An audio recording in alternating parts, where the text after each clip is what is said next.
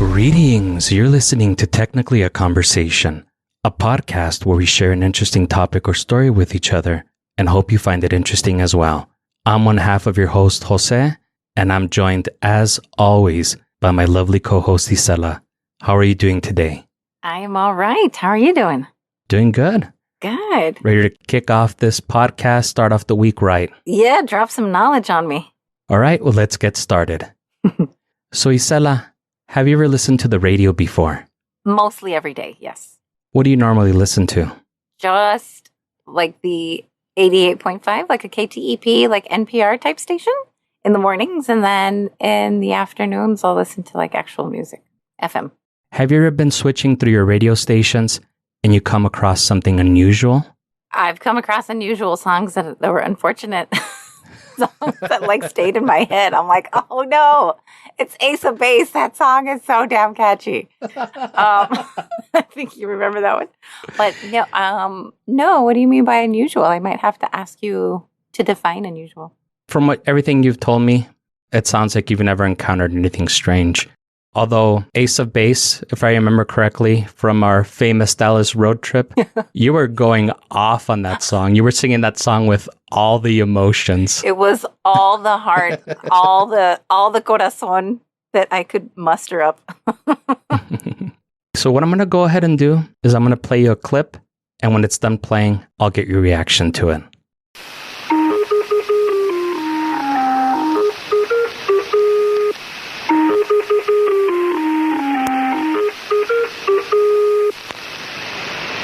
Three, 9, 7, 1, 5.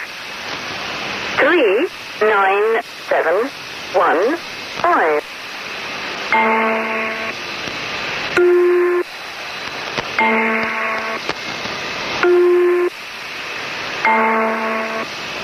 6, 6, 4, 7, 5. 6, 6, 4, 7, 5. Pretty creepy, right? What? Who is? Yeah, why is that British lady so weird? Okay, real feels. At first, I thought, oh, he's playing me an ice cream truck song? I was like, this is really strange. But then that whole like 3, 9, 7, 1, 5. I was like, oh, wait, this is like weirdest lyrics ever to an ice cream truck song. Yeah. What the hell was that? Right. Well, I was being a little misleading earlier. Yeah. This wouldn't be something that you would be liable to stumble across on the radio unless you owned a shortwave radio. Those are fun. Yes. What I played for you is what is popularly referred to as a number station. And while it's not known with certainty what the purpose of these number stations are, there are a few theories. And that's what I wanted to talk with you about today. Okay. Since October is right around the corner, I thought it would be fun to do a creepy topic. Now, the clip that I just played for you was heavily edited because the recording is 4 minutes and 37 seconds long, and it's very repetitive, but I wanted to give you an idea of what a number station sounds like. Okay. Now, the first time that I ever heard about number stations was in the late 2000s. A podcast I really enjoy called Skeptoid did an episode about this topic. The host, Brian Dunning, played a few samples of some popular number stations, and I thought it was a little scary, but super interesting. A few years later, Stuff You Should Know and Stuff They Don't Want You to Know also did some podcasts on the topic. So I highly recommend you check those out if you're left wanting to learn more. I won't be using either of those 3 podcasts as sources, and it's been years since I've heard any of those episodes, so it's possible we might focus on slightly different things. Now, the sample that I played for you earlier is called the Lincolnshire Poacher. Do you want to take a guess at why it's called that? I want to say that Lincolnshire is the place where it's coming from, like a city or a province or some sort. Poacher, I don't know. Maybe that's just their name. Is that like their call name or something? Like, they're like, breaker, breaker, 119, this is Big Red, or something. Baby bear, this is Papa Bear, over. This is China. I'm just kidding. I don't know. According to a BBC article called The Spooky World of the Number Stations by Olivia Sorel de Girin, it got its name because of the eerie English folk song that plays before the numbers are read. I like to think of those numbers as a countdown to my nightmares, as nightmares are all but assured tonight.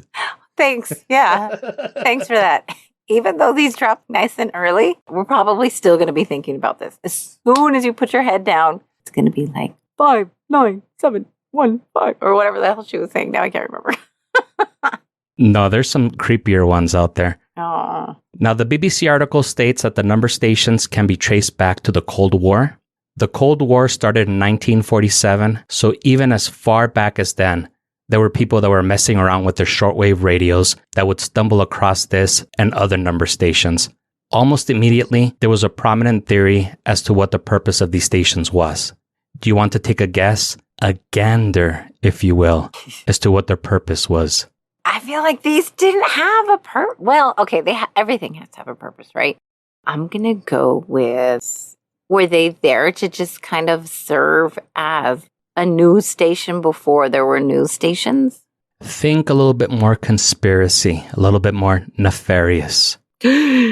What? They were all getting on the same frequency to like plan someone's murder or something?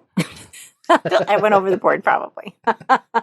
It's possible you're not far off. Oh my God, scary. Almost immediately, it was theorized that it was being used by the government to send signals to spies. Even though shortwave radios sound super low tech, the signal travels much farther than broadcast FM. A shortwave broadcast can easily be transmitted over a distance of several thousand miles or several thousand kilometers, including from one continent to another. Oh my goodness. So it's easy to see that this was a very effective way to communicate with spies, even if they were an absurd distance away. That's really wild. I totally believe that, especially because I feel like spies go back to, sadly, probably since the very first time that a government existed. They were like, well, now we got to spy on the other governments. That's like the second order of business. That's also very similar to like women when they finally land the guy that they want. This is not all women, BT dubs. Then they're like, okay, I finally landed him. Now I got to figure out what his passwords are. It's really crazy. I know it's really crazy.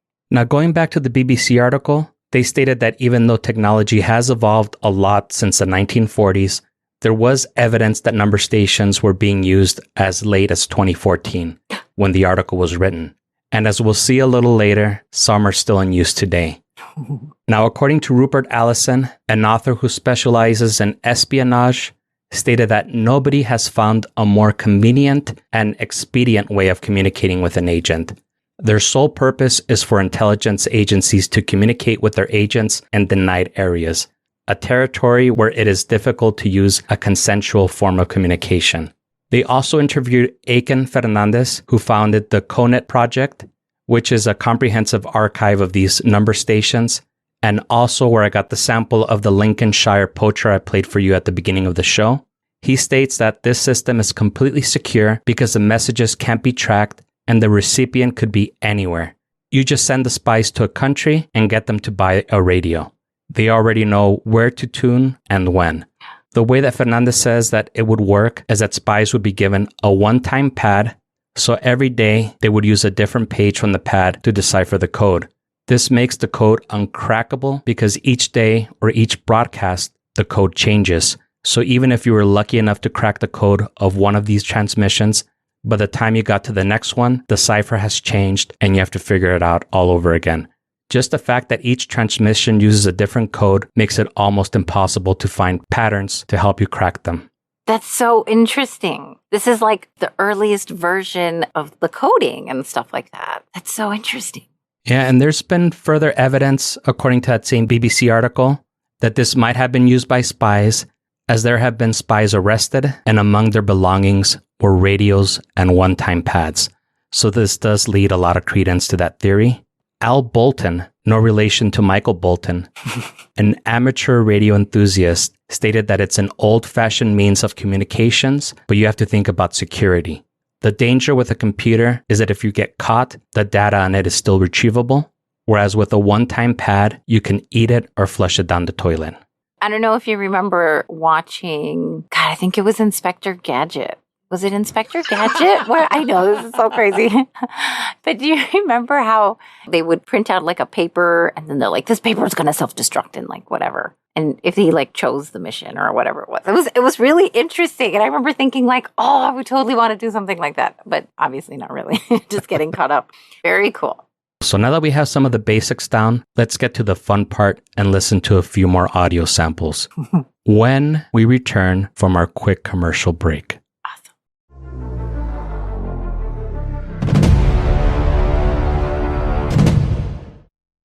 Financial freedom is our goal for every client at Wayne Financial. Whether you're in the market for wealth management, retirement services, or estate planning, Wayne Financial offers a service that's right for you. Our advisors will conduct a thorough analysis of your finances, assess your risk tolerance, and come up with an investment strategy that fits your goals. Are you saving enough for your retirement? Speak with a Wayne Financial retirement specialist to ensure you'll be able to continue living your current lifestyle during your golden years, and you're taking advantage of all current tax breaks to ensure your money is working for you. No one likes thinking about death, but what will happen to your family when you're no longer there to provide for them? Our estate planners will help you to prepare for the unexpected and make sure your final expenses and loved ones are cared for. Stop by a Wayne Financial branch for an appointment and take the first step to realize your goals.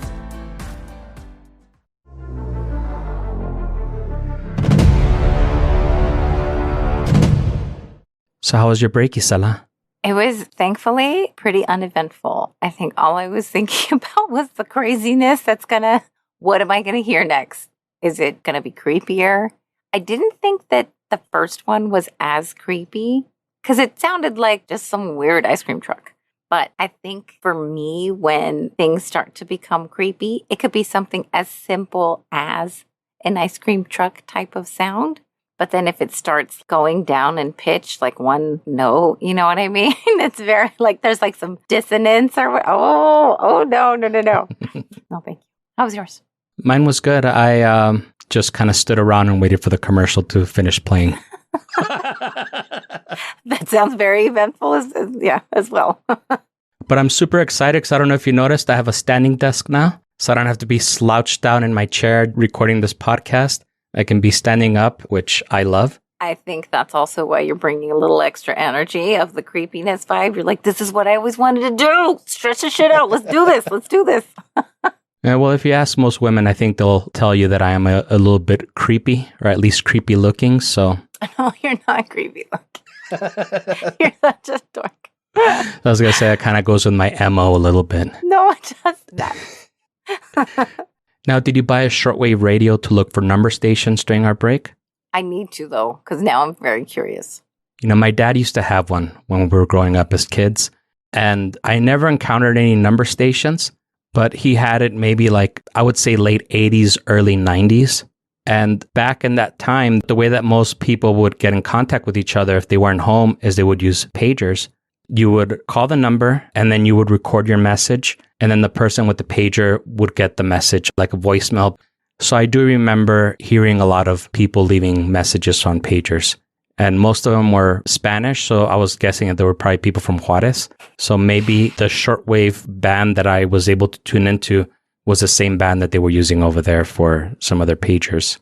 Were you able to like actually listen to their voicemails, or did it transfer over like really weird? No, you could hear everything just fine. Oh, wow.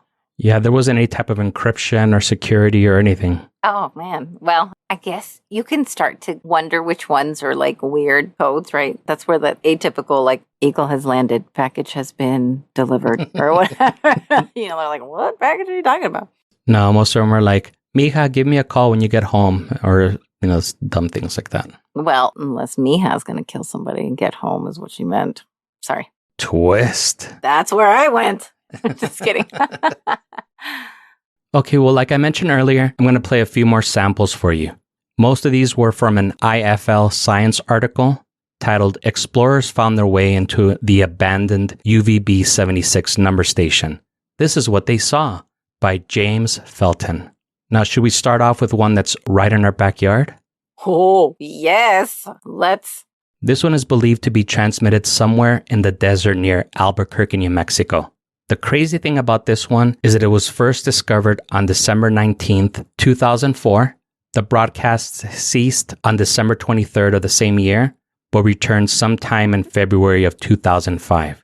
2 amateur radio operators claim to have tracked the source to the Mobility Assessment Test and Integration Center, or MATIC for short, in a factory owned by Laguna Industries.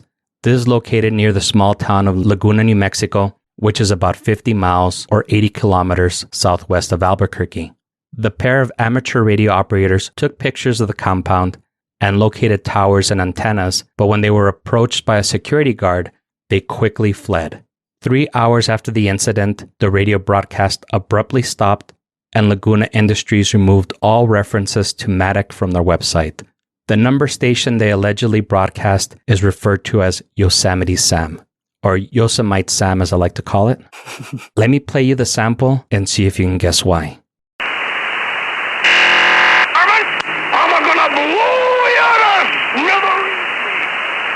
So that's the full sample. It didn't cut off, or I didn't cut it off, midway or anything. That's the full sample. Oh, wow. Now, what's interesting about this is that before you hear "Varmint, I'm gonna blow you to smithereens," there's a data burst, similar to what you would hear back in the dial-up internet days when you would connect to the internet with a modem and you picked up the phone. Let me play it to you again and pay attention to the first couple of seconds. See if you can spot that data burst.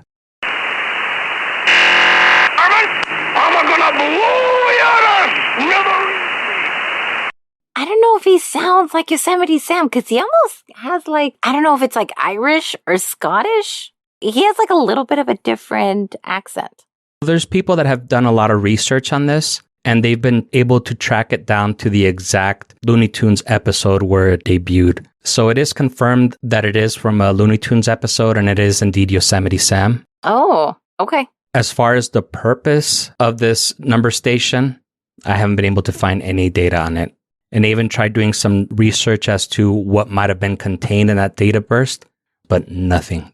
So it's interesting because if someone was truly up to some kind of malicious act and they wanted to communicate to someone or something that either it was done or it's about to go down, what have you, everybody's voice is like a fingerprint. And I feel like if they were to leave their own voicemail, then that's already too telling. So how genius is it then to leave clips of other things out there that are already published in the universe? It's almost the equivalent of traditional serial killers where they cut out the letters from magazines or newspapers and they write that creepy "you're next" type of letter.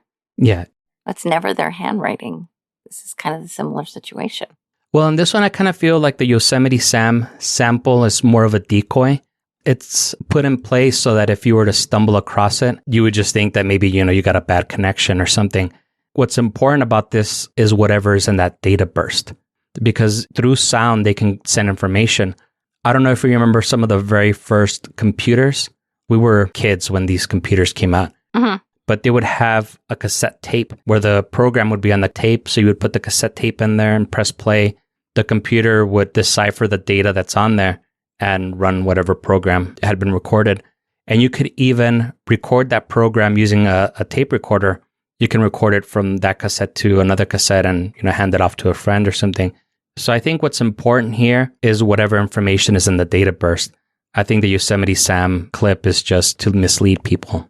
It totally could be. Oh my God, that's pretty exciting if we could only figure out what the heck the data burst contained. And I thought that by now, it was in 2004 when this first appeared. Somebody might have cracked it, but again, I couldn't find any information as to what was sent in that data burst. Interesting. I'm sure there's a ton of suggestions and theories of what it's about. Oh, wow. Do you want to hear another creepy one? Yes. Okay, this one actually has a very interesting theory behind it. Okay. Let me play the sample for you.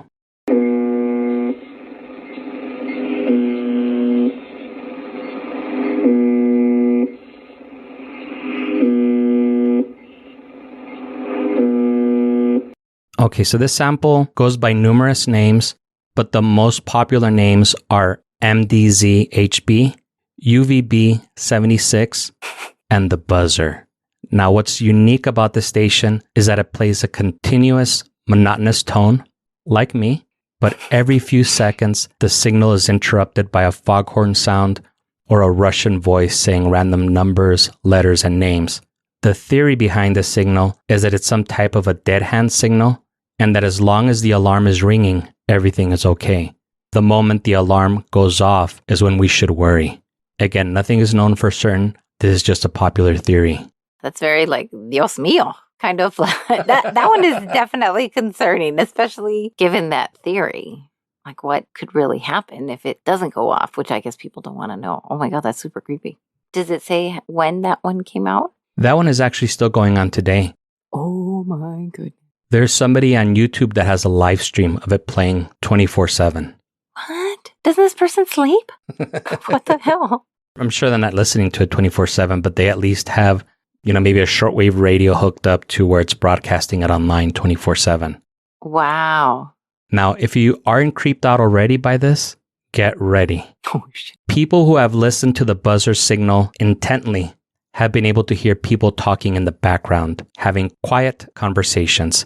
So this isn't a recording, but it's a live sound produced by having a microphone placed near a speaker. Some of the phrases that have been heard are, I am 143. I'm not sure if that's a play on We Are 138 by the Misfits. Other phrases are, not receiving the generator. That stuff comes from Hardware Room. And once the signal even stopped in order to play a portion of Swan Lake. Around 2010, the conversations were heard more and more frequently. Then they just suddenly stopped. Dude, that is like freaking mega creepy. Wow. And I am 143. Maybe there's 44 hostages and they're like, I'm the second. You know what? I don't even know. That's so wild. I really want to know now. And they can't pinpoint from where.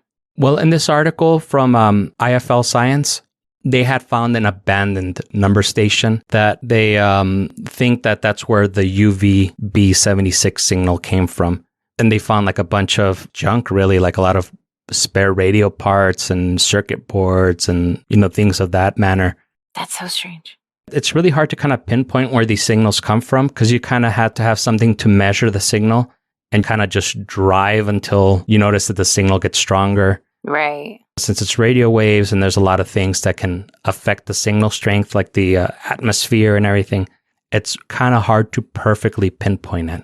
That's so weird. But that abandoned station that they found, they do believe was where the UVB76 signal once originated from. That's so strange. Oh my gosh. I used to have a certain amount of unsolved mysteries that for sure I wanted to know. It was very like, okay, if you could find out 2 mysteries of life, which ones would they be? Like I had maybe 5. Now I have like at least 7. Thanks. Yeah, it is very interesting. Like I said, I first heard about this in the late 2000s, maybe 2008, and it's been something that's been on my mind ever since.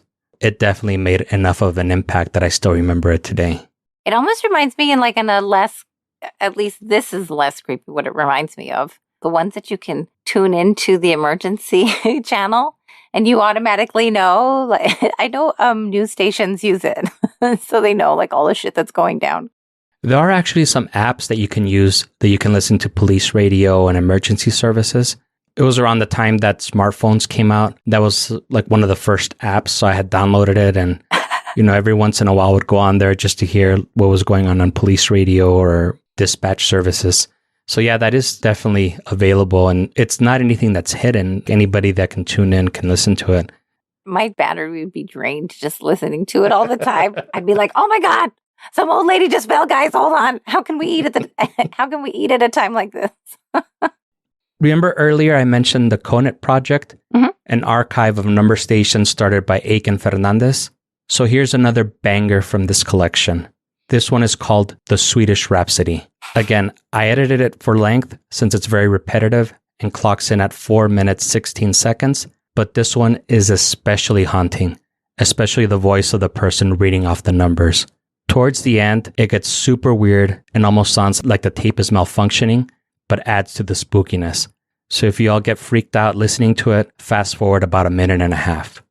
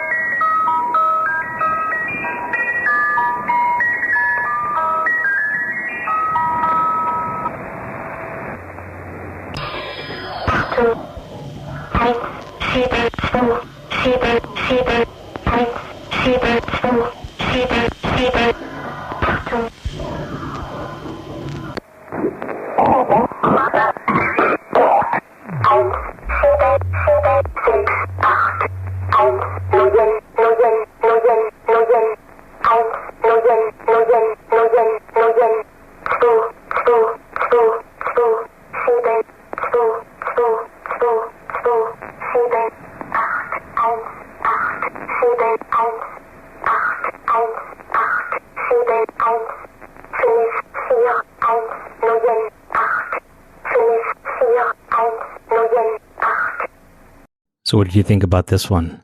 I think that sounds like the old school version of that phone call you get in The Ring, where it's like 7 days and then it's all this weird shit or whatever that you actually watch on the freaking VHS tape.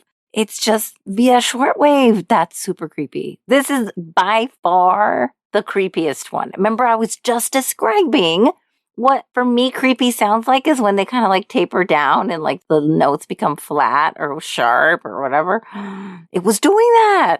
Yeah, this one is by far my favorite of all the ones that I heard while I was doing research. And yes, I have to admit that it is the creepiest.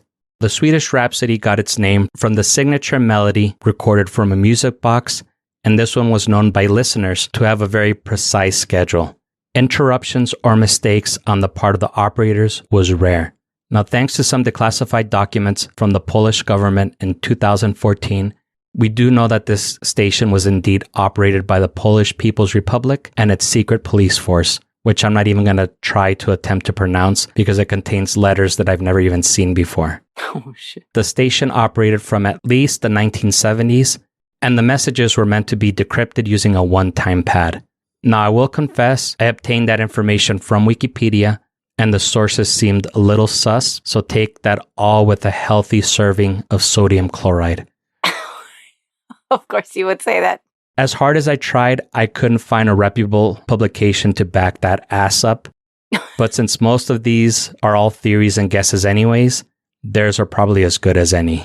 In this case, I could see why there's not going to be a lot of information out there because, one, I feel like most of the information that is being put out there on shortwave radio is almost meant to be kept secret.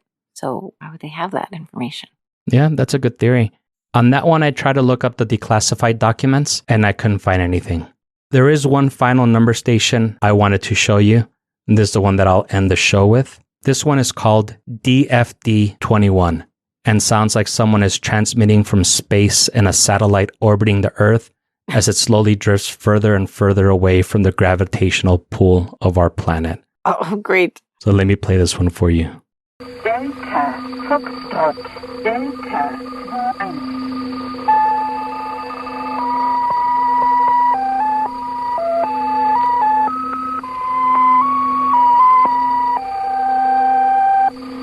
Delta, Foxtrot, Delta, 21. Delta, Foxtrot, Delta, 21. Es folgen Mitteilungen für 278. So what do you think about that one?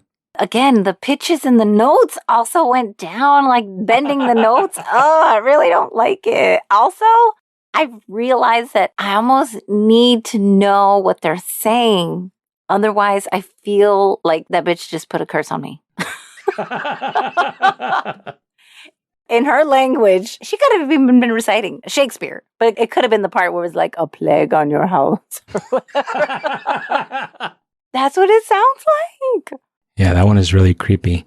And there's just a little in the background. It sounds like when the Russians would send the cosmonauts out into space and, we were never able to retrieve them, so they're still out there floating. Yeah, exactly. Sputnik is still out there. This is what its message is. That's what that one reminded me of. Wow. Yeah, that's really interesting. It does sound like aliens. Yeah, and again on this one, not much could be found. Another suspect website called numberstations.com claims that a declassified Polish counterintelligence document includes information about cryptography and encryption of the station. Now, this one, I was able to find that declassified document, but it was behind a $53 paywall. So unless Wayne Financial hooks us up with a good commission after that ad we played earlier, it will remain behind the $53 paywall. Wow. Yeah, $53 is a little steep. Also, we're not trying to decode everything, but we want to bring intrigue. We are definitely intrigued. Mission accomplished. With that, we hope that you enjoyed the show and that you join us again next week. If you're enjoying the show, leave us a review, tell a friend, and subscribe wherever fine podcasts are sold. Follow us on Instagram and Twitter at greetingstac. Email us at greetingstac@gmail.com or leave us a voicemail at 915-317-6669. If you have a story to share with us. You know you do.